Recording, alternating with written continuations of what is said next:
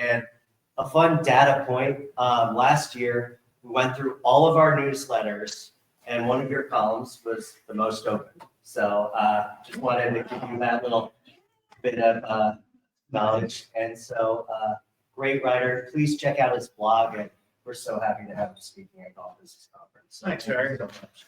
Cheers. Well, since he started with the blog, if you don't get my newsletter, or if you'd like to read the blog or the newsletter or whatever, either let me know or send me an email. I think my email address is in here somewhere, and I'll put you on the list to make sure you get it. But thank you very much. I'm going to kind of jump right into what we're talking about. Basically, for those of you that don't know me, I run a company called Golf Property Analysts. We're a real estate appraisal consulting and brokerage firm.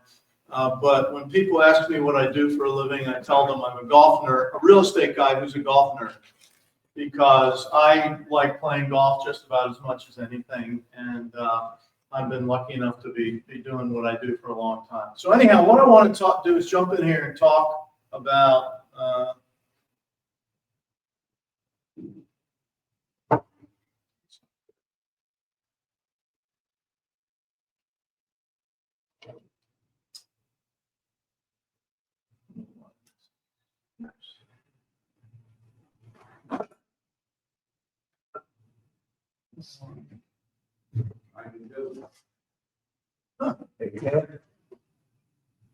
Let me get an AV guy. I think it's something to do with the slideshow on my iPad. I don't know why it's. Oh, there we go. Okay, I got it. Okay, what we're going to do today, I'm going to run through these fairly quickly, and I invite any questions, comments you might have as I'm talking, because there's a lot of material here, and I want to focus on what you may be thinking about or want to have a question about. So basically, when you're thinking about doing an exit strategy, obviously, for the time before you want to sell a property, you want to protect the value and you want to enhance the value, because you want to sell it at the right time. And so these are some of the things that you want to think about. Have you made strategic and objective decisions? Have you maintained a competitive edge? Is there upside to your property? Because that's what buyers want. They want to be able to come in and buy a property and make it grow. They want to do the same things you did, is make it grow. Do you have your fair share of the market? Do you know how much of your fair share of the market is? And hey, Dave. And these are questions you want to ask yourself. Is your membership or your clientele happy? Let me ask you guys one question. Raise your hands. How many of you own golf courses? How many of them are daily fee courses? How many of them are private clubs? Okay. Everything I say today is going to apply to both daily fee courses and private clubs. Some of the terminology that I use may be more focused on one than the other, but you can pretty much apply it in either way. What's the culture of your club? Everybody that knows me well knows that the culture of golf is a real interest of mine, and I've written a book on it. And I think it's important for anybody to really understand what the culture of their club is, whether it's public or private. Who are the people that are playing there? What do they want? What are their habits? How much do they play? Are they walkers? Are they riders? Are they people that are going to spend money afterwards having a burger and a beer, or are they just going to go home? There's a whole bunch of questions that you can answer and use to target who the people are and the culture of your club is to perform better. How does your club compare to the competition? Golf course conditions wise, what kind of facilities do you have? Practice facilities, food and beverage facilities, things like that. What's your club's market position, and is it correct? Is it the proper? Are you targeting the right market? Have you planned adequately for your capital needs? When do you want to develop an exit strategy? And there's basically two very short answers to that. But you want to talk about planning for an estate in many cases. You want to have good financial data and records.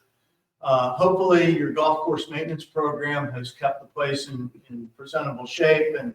And if you want to sell a property, how do you prepare it to sell? We're going to talk a little bit about realistic pricing of a property that's for sale, the kind of records that you have. And then you want to update your exit strategy over time. You don't want to just let it sit there and use the same strategy, because the market changes and golf changes, the culture of the game changes, and the activity changes. And then, of course, you want to pay attention to some of the stuff that's kind of boring, which is the title and property issues. In other words, has the zoning changed? Are there any restrictive covenants on the property? What about utilities and border boundaries and encroachments and stuff like that? I advocate that everybody who has a golf course should be talking about all these things on some sort of a regular basis. Understand your market, understand what's feasible and what's not. One of the things that I see a lot today, more so probably in private clubs, because a lot of them don't, if they're member owned, they don't really care if they're making any money or not, is something called the space race. Everybody's trying to, something I call the space race, everybody's trying to keep up with the next guy or stay ahead of them. And there's people are spending more money on golf course enhancements, improvements than is, economically justified. So do a feasibility study whenever you're talking about making improvements in capital investments. Understand your facilities and understand what needs attention. Look at your property and do a highest and best use analysis. Now, when you talk about golf, there's two kinds of highest and best use analyses. The one that a lot of people seem to talk about, both in and outside the golf industry, is what else can this property be used for other than a golf course? Well, I also look at it as what within the realm of golf can the property be used for? What market should it be targeting? Should it be targeting the affordable daily fee, the mid-market daily fee, the upscale daily fee, the affordable private, the mid-market private, the upscale private? Every course has a market segment, and you should understand what your highest and best use is, both within and outside golf. Obviously, what the value of the property is. It's a good idea to understand what the value is, and more importantly, understand what drives the value of your property, what we call the determinants of value are. Do various financial modeling, and there's different ways to do it. Different financial models that people use. Do an economic analysis. My friend John Last, who many of you know, does a great job of understanding consumer behavior in given markets and doing the economic analysis from that perspective. It's amazing to me how many golf courses do not manage their real estate tax assessment. They just think, oh, that's my taxes and that's what I got to pay. And there's a lot of golf courses that could do a lot better in the real estate tax assessment situation. I had one client that had a huge disparity between market value and their implied assessed value. And they ultimately opted not to appeal their assessment because of the political climate in the community. They were hosting an event, and they wanted to make sure that they had ample police protection, fire protection for the event, and safety, that sort of stuff. And they didn't want to ruffle the feathers of the community. And I didn't think it made a lot of sense, but that was a decision they made. One of the biggest things you'll ever hear if you decide to sell a golf course is you'll hear the word deferred maintenance. One of the things that seems to be around all the time is when somebody comes to me about selling a property, one of the first questions I ask is, how old's the irrigation system? And they'll say, well, it's 32 years old, but it functions fine. And anybody that keeps up with the various literature in the industry knows that the American Society of Golf Course Architects publishes a chart, I guess you could call it, that says this is the expected life of various components of a golf course, everything from irrigation systems to cart paths to bunkers to greens to whatever. And Alan, one of my colleagues in the brokerage business back here, how many people have you sold courses for or listed courses for where the irrigation system was 25 plus years old? I've got one right now. Yeah. I mean, that's more common than not, because when the irrigation system is brand new, they don't want to sell it. But that deferred maintenance is a big item. And like I've already said before, and you'll hear again, maintain good records. I had a client in the Mid-Atlantic one time that came to me and he said, okay, I want to sell my golf course. And we listed it. And I started asking for all the data that I need. And he sent me his financials. And I'm looking at his financials. And I called him up and I said, well, this isn't what you told me the course made. And he goes, you know, kind of like wink, wink. And well, yeah, we actually make more than that, but it's not on our records. I said, well, I don't know if I can really sell that. And, you know, so make sure you have good records and don't steal from your uncle because it could hurt you in the long run. The question I brought up before, when, you know, exit strategies, when do you develop an exit strategy? A, when you're buying the property, and B, now. And what I mean by now is after you buy the property and you have an exit strategy and we have a saying, I used to be a very active pilot. We always had a saying in flying that was stay ahead of the airplane. Anybody here that flies or took flying lessons, I'm sure they've heard that term. Well, staying ahead of the airplane means that when you buy a property, you should already be thinking about selling. And you should be thinking about, okay, what do I want to do to this property? Where can I take it? How can I get it to its optimal performance? And so basically, when you're buying it, have an exit strategy and update that exit strategy regularly because things change. I mean, you know, an exit strategy in 2019 would have been a whole lot different than an exit strategy in 2022 or 23 after COVID. Okay, so that's really important. A lot of how many of you that own golf courses in here are in family situations, family limited partnerships? We have a lot of clients that are family limited partnerships, and the estate planning issues apparently are really significant as it relates to taxes and gifting and all that sort of stuff. And I'm not the guy to explain them. I'm not a tax expert, but I know that we've done all kinds of valuations and consults and marketing programs and representation for people that were having estate planning issues and needed to understand how to go forward with that.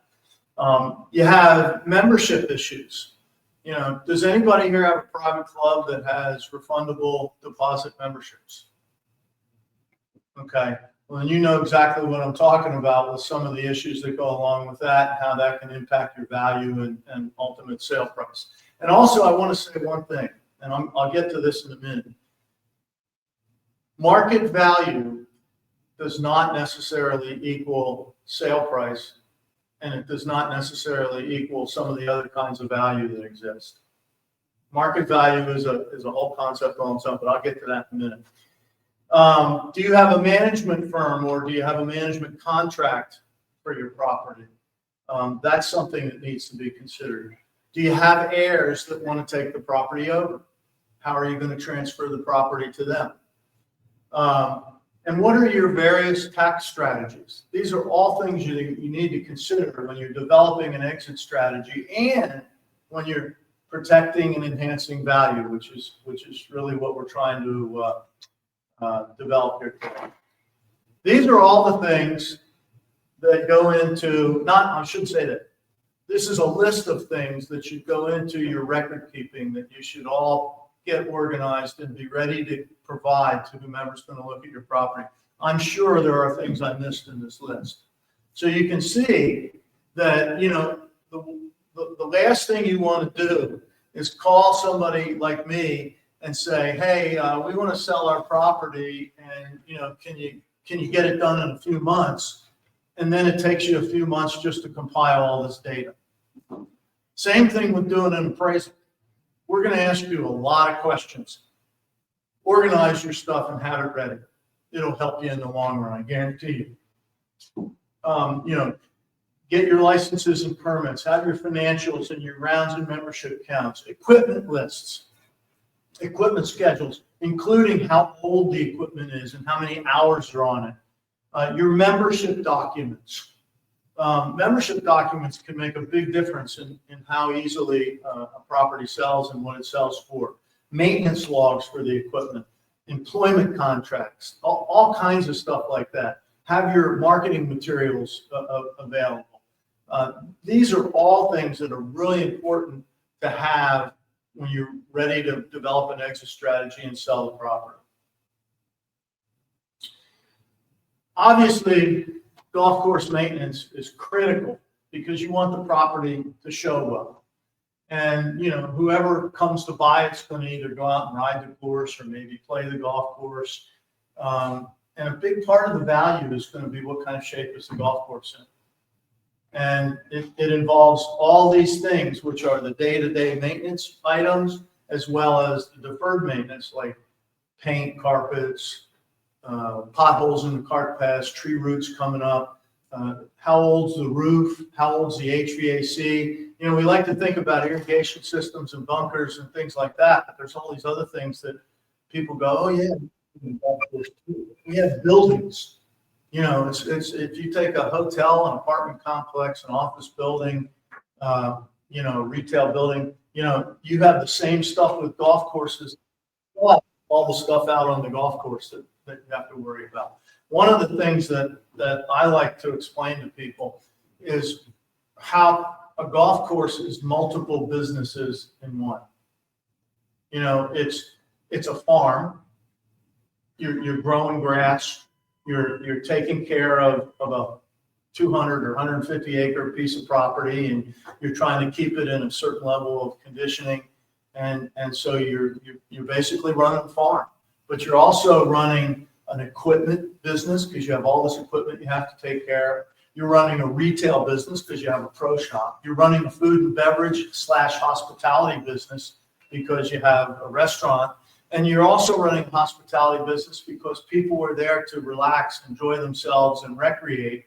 So you need to treat them like, hospitably. And so it's a very complex business, and it's really important to understand all these elements and pay attention to them when you're protecting and enhancing the value of your property.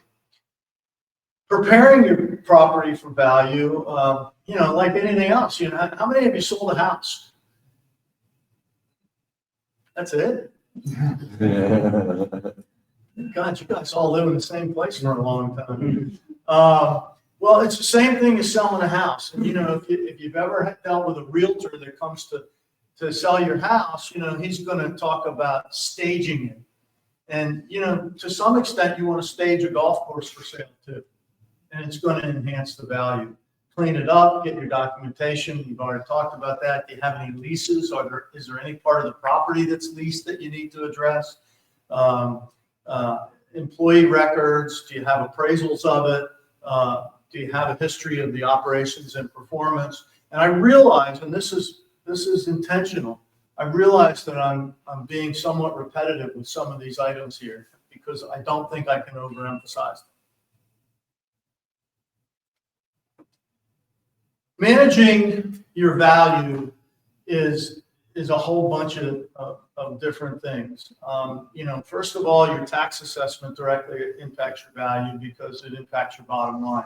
If you can get $100,000 reduced off your tax bill, that basically adds $1 million plus or minus to the value of your property.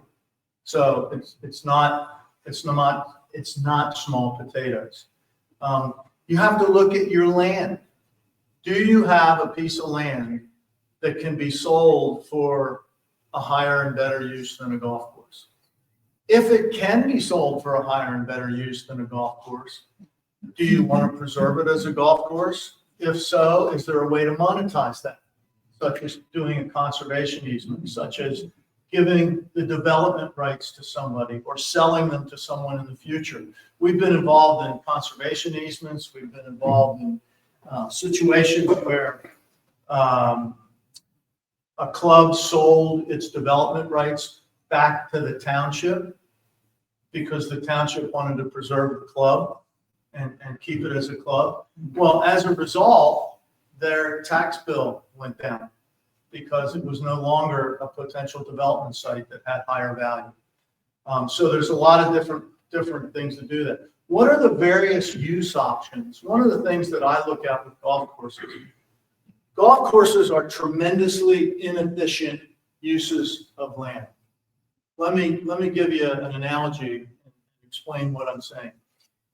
Let's say you have a 200-acre property and you have this golf course on it. And if you do a double shotgun, and somebody that operates golf course, tell me if I'm wrong, but if you do a double shotgun with two groups on every hole, one in the morning and two groups on every hole in the afternoon, my calculation is that's 288 players. Is that right? Yeah. Okay.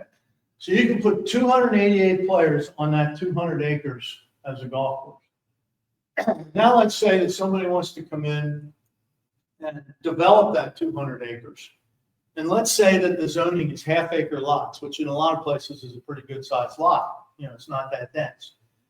Well, if you have 200 acres with half-acre lots, that would be 400 lots less, say 20%. So let's say 80 lots. So you'd have about 320 lots on a 200-acre parcel that could be developed. You know, you're taking the 20% is for streets and sidewalks and sewers and, you know, infrastructure. So now you have 320 lots. And I think I read somewhere where the average household size is 2.9 people. So if you have, I'm going to round the numbers. If you have 3 people times 320 lots, that's over 900 people on a residential development that will use that 200 acres every day. Well, you know, it's pretty clear, 900 versus 288, who's going to win? You know, and so golf courses, and if you put it in context, I think it really explains why, and this is happening again, we've all heard recently about golf courses being sold for AI data centers, golf courses being sold for solar farms, golf courses being sold obviously for residential and other types of developments. The bottom line is that to preserve a golf course, you've got to be creative in many ways to make sure that it's still economically feasible, unless you just want to sell the property and get the highest value out of it. But, you know, who wants to do that, right? So it's really important to understand what the use options are with your land and what your stewardship is of either that golf course or that land. And everybody has different goals and objectives. One of the things that, and I note this down on the bottom thing, is I like to go in and treat the patient as well as the disease. I don't want to look at it just as a property. The client, the owner, you know, he's got goals and objectives. What does he want? Some owners have goals and objectives of preserving a golf course in perpetuity, and there are options to them, conservation easements, whatever they might be. Other owners may want to allow development in the future if, you know, their heirs want to take over and sell the property at some point. So there's a lot of different considerations as to how we might advise somebody in structuring what they ultimately have to sell and managing that value. You know, is there what we call transferable value? And what that is, you know, we've been involved in situations where a golf course may have X value and maybe that value is somewhat limited, but it's imparting a significant amount of value to the surrounding homes. You know, there have been articles written, in real estate publications that suggest that a golf course home is worth 30% more than the same home not on a golf course right down the street. So there's value that's imparted there. And when we've done tax assessment analyses for golf courses, sometimes we find double taxation, where they're taxing the golf course for the value that may also be imparted to the home next door or on the fourth fairway. Understand and know and study this and analyze it. Who are the universe of buyers for your property? And the reason I say this is because if you just have a property and put it out there, you may not be getting the people that are most likely to eagerly buy your property. And one of the things that I've experienced, especially in the last 5 years, every deal that we have brokered has sold for significantly more than what the market value was. That's because there have been buyers eager to acquire golf courses. And you can get bidding wars going that pump the prices up in some cases. Not always, but a lot of properties that happens. What are the options? What's your timing? You know, if you say to me, I want to get this property sold by April the 1st, I might recommend one way of selling it to you versus another way. So there's a lot of decisions and considerations that impact your exit strategy and what the ultimate value is to you.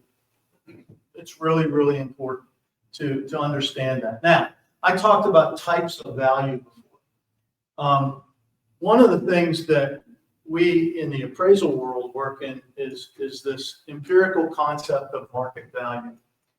And market value is the most probable price that a property will sell for in a competitive market being exposed for a reasonable period of time with a willing buyer and a willing seller. Now, if you think about that, and I probably should have put the definition up here. If you think about that, that's a very balanced, perfect world concept where everything's beautiful. And that doesn't always happen. Sometimes buyers are more eager. Sometimes sellers are more eager. Sometimes you have a property that will generate more competition than normal. Sometimes you have outside factors that'll impact what market value is. The key thing here is that I want to tell you is find out what the market value of your property is, but more importantly, find out whether or not you can sell it for more than market value or whether you're going to have to, for some reason, sell it for less than market value. It reminds me of the case I did about 4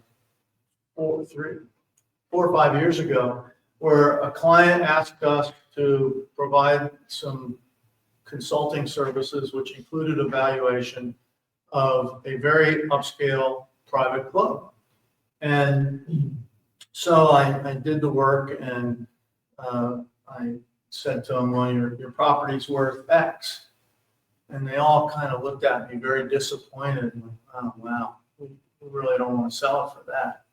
And then I said, well, I wouldn't sell it for that if I were you. And they looked at me like I had 3 heads. And like, who is this guy? He just told us it's worth X, and now he's telling us not to sell it for that. Well, in their case, there was a right of first refusal that the membership had to buy the property. And it was a very affluent membership. And I said to him, I wouldn't sell it for that, because I said, I think you can create competition, because as soon as these members who have, very high financial capability, as soon as they find out that the property's for sale and that XYZ company and this guy and the group of members of the club, that, the 3 guys that nobody likes are trying to buy it and all that sort of stuff, they're going to step up and buy the club. To keep a long story short, sold it for twice the market. We had a bidding war. We sold it for twice the market value, and it's altogether possible that we could have generated more if we had done 1 or 2 different things. So it's really important that you understand, A, what your market value is, because that's starting point. B, what the market value is, what the concept of market value is, and then understand all the other values, because one of the things that that I think is very prominent in the golf world is that people often associate cost and value as being equal, and they're not, especially in a golf course. I always like to say that golf courses are like new cars. The minute you drive it off the lot, it's worth half of what you paid for it. Well, when you build a golf course, maybe you spend $20 or $25 million to build it. It ain't worth $20 or $25 million to the buyer as market value. And that's one of the fundamental concepts that we always fight with in real estate tax assessment cases, because real estate assessors use cost because they don't have time to do anything else, and because they're trying to pump up the assessment as high as they can. And we're usually successful because of the definition of market value and the presumption of a sale that's in that definition. But there's also investment value. In other words, if Bill comes to me and says, hey, Larry, I want to buy a couple golf courses in such and such a place in South Florida. And I say, okay, what are you looking for? And he might say to me, well, my criteria is I want a going in cap rate of X, or I'll pay X times gross revenues, or I'll pay X times EBITDA. And most investors have their criteria. So investment value is something that you have to consider. And I like to relate the conversation I had with actually three people who a lot of people in this room probably know, who are prominent in the golf property acquisitions world with big companies. And I asked them the same question, and I said, when you go to a property and it's got a 25-year-old irrigation system, and you know it's going to cost $3 million to replace it, will you automatically deduct $3 million from your offer? And each of them said virtually exactly the same thing. What they said was, it depends on whether we're in a buyer's market or a seller's market. If we're in a buyer's market, yes, we're going to deduct that, meaning pre-COVID, when people were couldn't give golf courses away. Since COVID, and everybody's trying to buy golf courses now because they're not perceived as being as risky, and you have people coming into the golf course business who are from other investment segments, apartments, office, retail, residential, whatever it is, and they're taking money that they've sold apartments at cap rates of 5% and 6%. And they're saying, well, geez, I kind of like golf now. I'll go buy a golf course because I can get 10 or 11% cap rate on that. Okay, so the state of the market has a lot to do with what somebody's investment criteria, how somebody's investment criteria correlates to market value, that empirical balance concept. Asset book value. I've heard a lot of people say to me, well, my balance sheet says this property is worth X. And I'm like, that's nice. Next subject. It doesn't really mean much unless you're converting the property from taxable to tax exempt. Insurable value, same thing. It's a cost calculation. And I know, Bill, you could probably talk about this for an hour with insurable value, what's happened in Florida. We had a deal that we marketed, of course, in Florida a couple of years ago, and the cost, just the premiums, almost tanked the deal because they were so high, and it was like, it was a real surprise. Liquidation value. We don't hear too much about liquidation value now, but we certainly did pre-COVID. It's like, okay, what can we get rid of this for? Or a bank would call us and say, can you do an appraisal and tell us what the liquidation value is of this? We just took back this golf course and we just want to get rid of it. It's like we want to sell it in a week. Then there's the concept difference between value in use and value in exchange. Value in use is the value to the person that's using and operating the property right now. Value in exchange is what somebody else is willing to pay for. I want to emphasize one thing here about these different types of value. And that is, there's always this common saying out there that market value is what somebody's willing to pay for. That's not true. Sometimes it is, sometimes it isn't. And rather than explain it all today, I'll invite you to go to my blog and look that topic up, because I wrote a blog on specifically the issue of whether or not market value is what somebody's willing to pay. Because sometimes somebody's not willing to pay market value, and sometimes they're willing to pay more than market value. And then there's the replacement reproduction cost, which we've already kind of hit on as being something that with golf courses especially, you have to understand what that is and where it should and shouldn't be used. And that's really critical to know. When you're marketing a property for sale, I believe very strongly that if you're going to price it, and some properties I do not advise putting a sale price on, an asking price, you should price the property properly and accurately. You need to, as an appraiser, as a broker, as a consultant, it's our responsibility to make sure that somebody understands what proper pricing is. And what this little chart is that I did over here was, I just did this for a client. And what we did is we looked at different multiples of gross revenues, different multiples of EBITDA, and different overall cap rates and how they impacted value, just so the client would know. And then I'd say, okay, well, an appropriate EBITDA multiple is 7, or an appropriate gross revenue multiplier is 1.75, or and I should have had probably some other ones in there, 1 and 1.5 or whatever. But the fact of the matter is, we're being realistic and we're saying to our client, here's what you need to know. If we can get this, great, you win. But this is what the market's telling us. So it's important to price the property properly. And like I say, I don't always tell people to put a price on a property.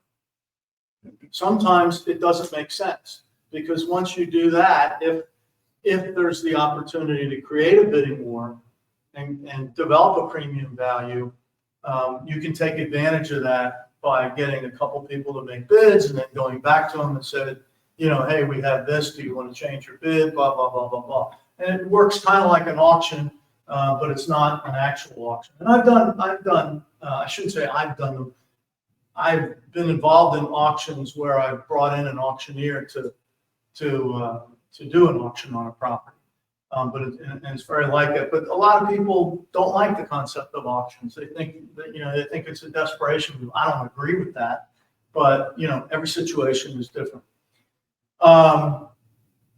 Understand your cash flow. Have you had the property appraised? We've talked about real estate taxes. This may sound self-serving. It's not meant to be. But talk to an independent professional. Talk to somebody who's going to give you straight answers and is going to, not just pat you on the back and tell you what a good job you're doing.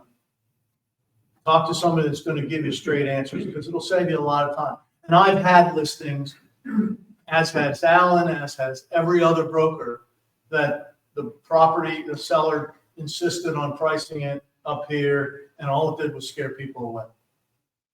I love to tell the story, and this just tells you what the cost of overpricing a property can be. I love to tell the story about a client of mine from about it's 25 or 30 years ago now. And this guy was a knowledgeable golf industry guy. I've been in it for a long time.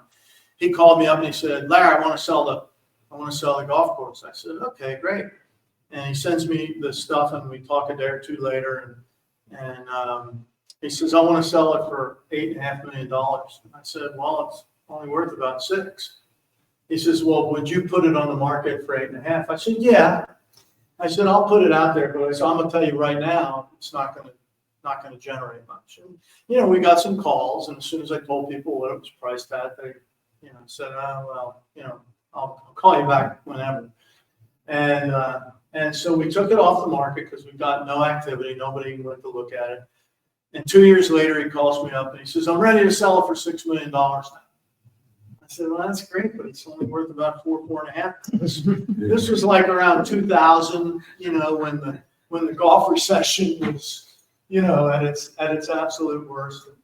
And he says, well, would you put it on for 6? I said, yeah, sure. I mean, this guy's a friend of mine, so I wasn't going to say no to him.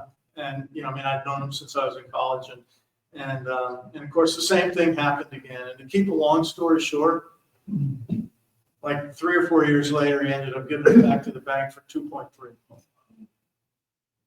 And the moral of that story is not only to price your property accurately, but it's also to avoid trying to outsmart the market. In other words, I have so many people that I'm talking to now. I have one client I've been working with for probably 3 or 4 years, wonderful people. We've done like 2 or 3 appraisals of their properties, and they said, well, we want to sell it eventually. And then they had some partnership stuff that took some time, and they ended up saying, well, okay, we're gonna increase the revenues, which they've done, and we want to maximize our return now that we're through all these partnership issues. And I've said to them many times, I'm like, hey, now's a really good time to sell a golf course. Don't miss the boat. And I don't want to force anybody to sell. Don't get me wrong, because maybe you're not ready, and that's fine. Treat the patient as well as the disease. But don't think you're going to outspark the market, because it doesn't take much to happen to turn it around in the other direction. And it's really important to understand that. The other thing is, in some cases and in some markets and sometimes, seller financing. A lot of deals have only occurred because the seller was able and willing to provide seller financing. Here's some of the different market strategies. A traditional listing, you find a broker and you do a listing, and they advertise the property, and they put it on the internet, and they go to conferences and talk about it, and they send it out to people they know, and so forth and so on.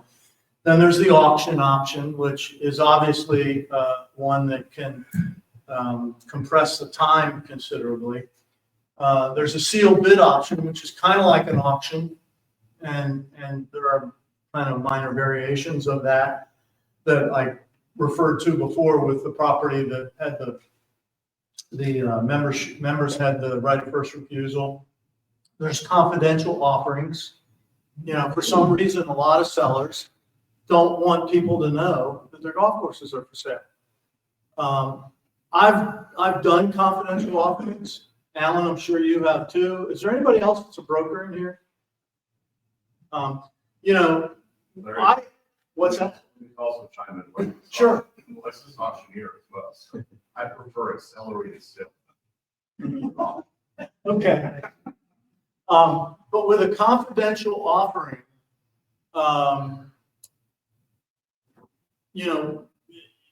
everybody thinks that when they do a confidential offering, that none of the staff, none of the members, none of the clientele is going to find out that the property is for sale. There are no secrets. There just aren't any secrets. And I'm a big proponent of, once you decide to sell, the first thing you do is gather your staff together and say, we've decided that new ownership could take this property to the next level, whereas we either can't or don't want to, or don't have people, heirs to give it to, whatever. But I truly believe it's in the best interest of everybody to tell the staff and then tell the members of the clientele, because that way you control the rumors. And if you say, this is what we're doing, this is why we're doing it, and give some details, when there's a couple hundred people in the room, nobody can say he said, she said, because somebody else will say, no, that's not what they said.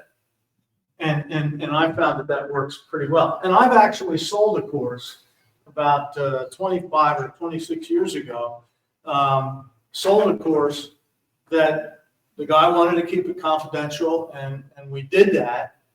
And After the deal closed, I got on a plane, sat down next to a guy, and he had a sweatshirt on with the logo from the club. And I said, "Oh, are you a member there?" He goes, "Yeah." And I said, "How do you like your new management?" He goes, "I didn't even know there was new management." I'm like, yes, I was able to keep it quiet. It's the only time. It's really hard to do. It's just really, really hard to do. But, also, understanding your competition, understanding whether your course is one that's going to be in the local buyer market or the national buyer market. They have different criteria. Club Corp, Kemper, Arcus, Troon, et cetera. I mean, they have minimum revenue levels that they require. They have minimum surrounding populations within X number of miles that they require to invest in properties. So it's really important to understand who your buyers are, who the most likely buyers are. And then, like I said, the idea and the goal whenever we're marketing a property is to get a bidding war going. That helps you out. I talked also about property and title issues, and I just wanted to list some of them. Boundaries and clean title, water rights obviously is a big thing with a golf course, zoning and compliance, CC&Rs, restrictive covenants, that sort of stuff. Any easements, whether they were there when you bought the property or new, they should be there. Various licenses and permits, for water, chemical application, food, all that sort of stuff, beverage, liquor license, that sort of thing. I talked about updating your exit strategy. Life changes. All kinds of things happen. People die. The markets fluctuate. We talked about estate planning. Maybe you're financing or refinancing, and that changes what your strategy would be. And what I have here, and I'm not going to get too deep into this. This is actually a year old. We haven't done our 2026 report yet, but we do a market report where we take all the sales that we've analyzed over a year and we add them into this data so we can show trends of what gross revenue multipliers and sale prices are. And over here, break it down into daily fee, semi-private, and private. And then we go into cap rates and discount rates. These are mostly from realtyrates.com, which is a subscription service. And the one thing that I really just want to emphasize here is that look at the gross income multipliers. The gross income multipliers, if you look at the red line, the average, well, actually both of them, the average and the median, they've been pretty steady since 2012. So for 14 years, these things have been all basically between 1.1 and 1.6, 1.7. They haven't moved that much. Now, sale prices have gone up because golf courses have made more money, but that's an indicator of what's going on in the industry over time. And the same with cap rates.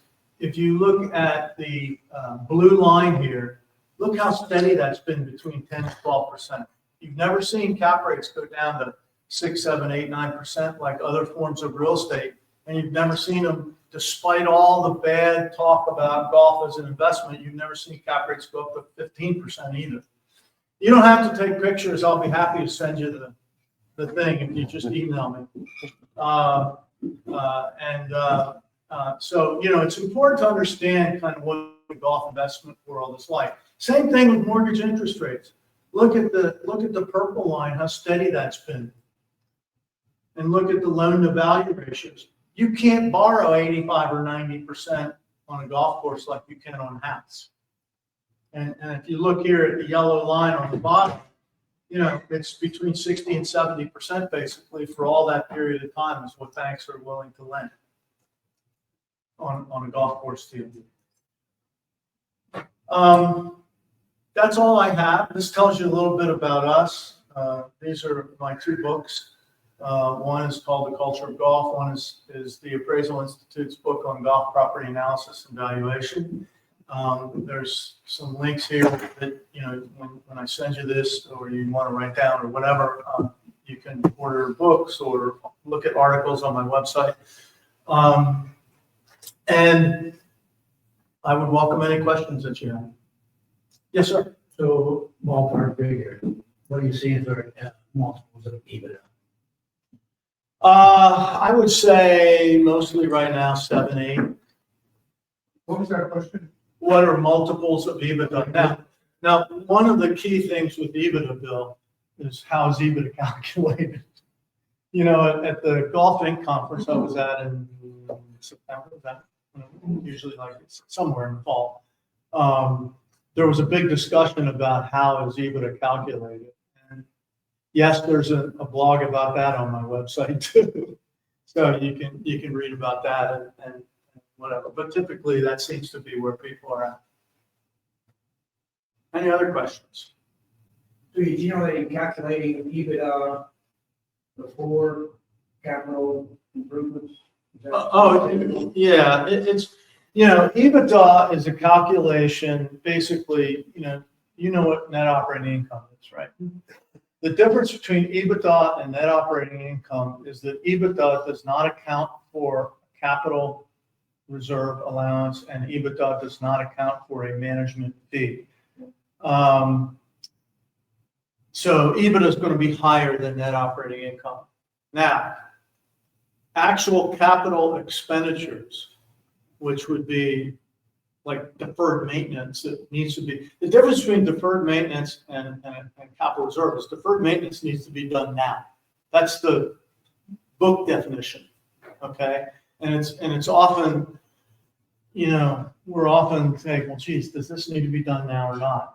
And if you go back to what I said about those guys saying, well, geez, it depends on the market, whether we take it all out now or whether we spread it out. That's inconsistent with the book definition of deferred maintenance. So it's always interesting determining what is deferred maintenance and what is not. That makes sense? Criteria for that, like I'm putting $75,000 into my pump house. Is that going to be thought of as a capital expenditure? Oh yeah, it should be a capital expenditure. But that's not in the income and expense statement, except for an annual calculation of capital reserves. Now, here's the other thing about capital reserves. If you go out in the marketplace, you talk to buyers, you talk to sellers, they will often apply a percentage of gross revenue as an appropriate capital reserve for a property. Let's say it's 3%, 4%, whatever it is, okay? And the dichotomy that exists there is that if you go to operators and talk to them, and a lot of you are probably going to laugh about this, you'll probably tell me that 3 to 4% doesn't come anywhere near annualizing what we need to provide for adequate capital reserves. But that seems to be what happens in the marketplace. If you have a capital reserve study done and you develop a sinking fund, it's going to end up being maybe 7, 8% of gross revenues in some cases. And of course, what the gross revenues are has a lot to do with that. But that's a tough calculation. And of course, determining what requires attention now and what doesn't is subjective as well to some degree. Anybody else? Great. Thank you very much. If any of you, let me go back here. You can. There's my